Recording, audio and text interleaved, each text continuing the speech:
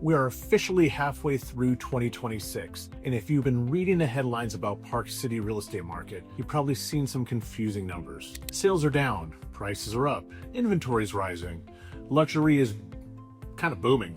All of that is technically true, and none of it tells the complete story. I'm Mike Diamond with Park City Brokers, and in this video, I'm going to walk you through the Q2 2026 data, what actually happened April through June, and what I think it means for our buyers, sellers, and anyone trying to decide what to do in this market right now.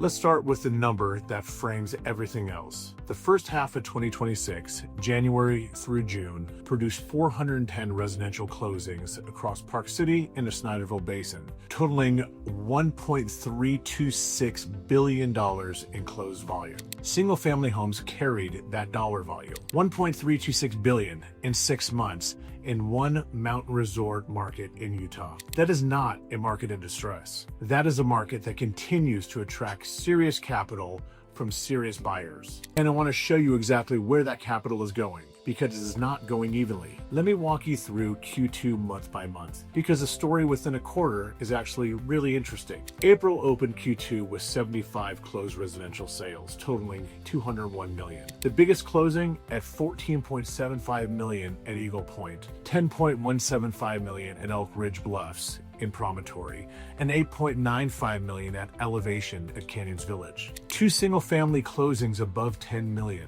5 condo or townhome closings above $5 million. That's a pretty broad active start to the quarter. May produced 63 closings totaling $212 million. The headline was a $25 million closing at Pinnacle of Promontory and a $13.8 million closing in the Colony of White Pine Canyon. May showed something I see regularly in this market, a thin upper end that moves dramatically when the right property meets the right buyer. 2 closings drove the whole month's story. June was the strongest month of the quarter with 75 closings for $244 million in volume. The top closing was a $25 million sale at Bannerwood up in Empire Pass, $11.25 million sale in Glenwild, and a $9.9 million sale in Promontory. And here's a number that stood out to me. Single-family sellers captured a median 98.4% of list price in June.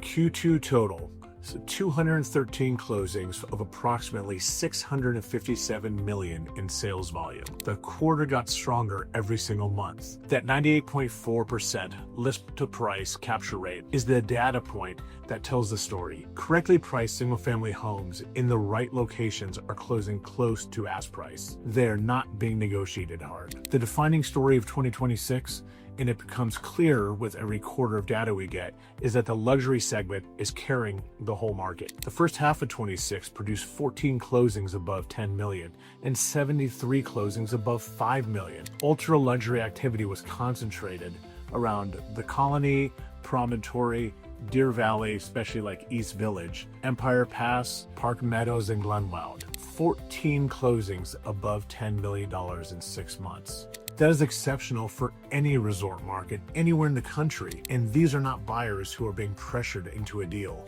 At this level, buyers are still acting when the property is special. The setting is hard to replace and the pricing matches the market. That last part matters. Even at $15 million, buyers are doing their homework. They are not overpaying for the wrong product. Now let's get specific on the neighborhoods, because the macro number hides very different stories depending on where you are. The Snyderville Basin, which includes Jeremy Ranch, Promontory, Pine Brook, Canyons Village, and more, saw dollar volume up 13% year to date, while inventory was actually down 12%. That's a supply-constrained market. Demand is absorbing what's available. Of the 70 closed single-family sales in the Snyderville Basin area year to date, 21, nearly a third, were in Promontory alone. Promontory specifically has 22 sales in Q1 at a total of $128.3 million in volume. And that's a volume up 56% year over year. Median price is $4.8 million, up 31% from a year ago. Golf community demand is real, and it is paying up. The Jordanelle area is the corridor that keeps surprising people. Single-family sales more than doubled year over year in Q1, from 14 to 30 transactions, and the volume nearly doubled from $63.4 million to $120.2 million. Of the 25 Jordanelle sales year to date, Almost half were in Tuhey and Skyridge. And here's the part that most buyers haven't fully priced in yet. Deer Valley East Village is actively under construction right next door. The Grand Hyatt is already open.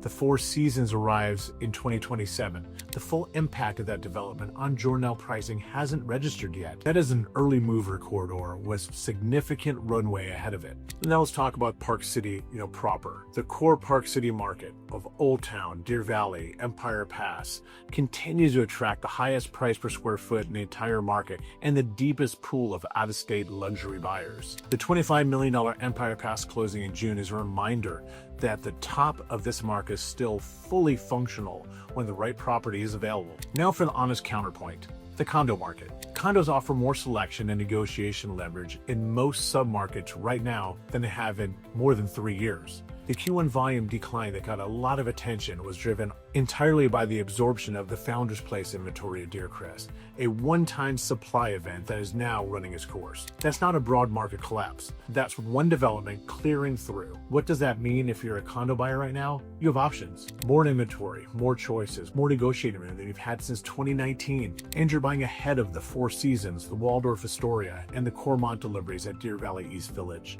which will reset the pricing ceiling for the entire condo market when they come online. What does it mean if you're a condo seller? Pricing accuracy is not optional. Success in this market in 2026 is determined by neighborhood, product quality, and pricing accuracy, not overall market conditions. The correctly priced condo in the right building is still finding a buyer. The overpriced one is sitting and collecting days on market. So let me bring this back to what actually matters. What does the Q2 data tell you if you're trying to make a decision right now? If you're a buyer, the market is giving you a window that is as favorable as anything we've seen since 2019. 7.6 months of supply market-wide. Condo inventory up nearly 24% year over year. More choices, more negotiating room, less competition than during peak ski season. Single-family sellers capturing 98.4% of list price in June, which means there's still room to negotiate on correctly priced deals, just not dramatically. The buyers who are winning right now are the ones who know their target neighborhood, know the data, and move with conviction when the right property appears. The luxury single-family market is functioning well when the product is right and the pricing is right. June proved that.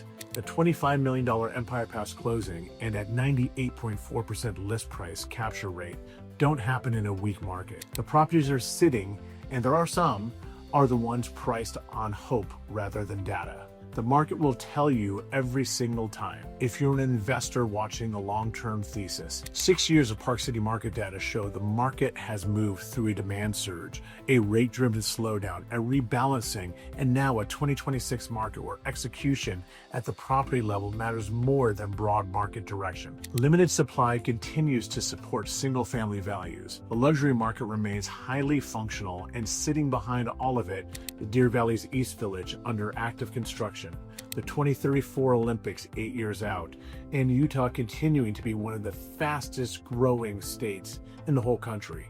The fundamentals of this market have not changed. So that's your Park City Q2 2026 market update. Real data, no spin. I heard something at a broker's open house earlier this year that stuck with me. Someone said, the people who want to be here still want to be here. And that's not a marketing line. That's what the data shows every quarter. If you want me to run the numbers on a specific property or neighborhood, free, no obligation, the link is in the description. Send it over and I'll give you my honest read. And if you found this useful, subscribe. New market updates and honest breakdowns every single week. I'm Mike Diamond with Park City Brokers, and I'll see you in the next one.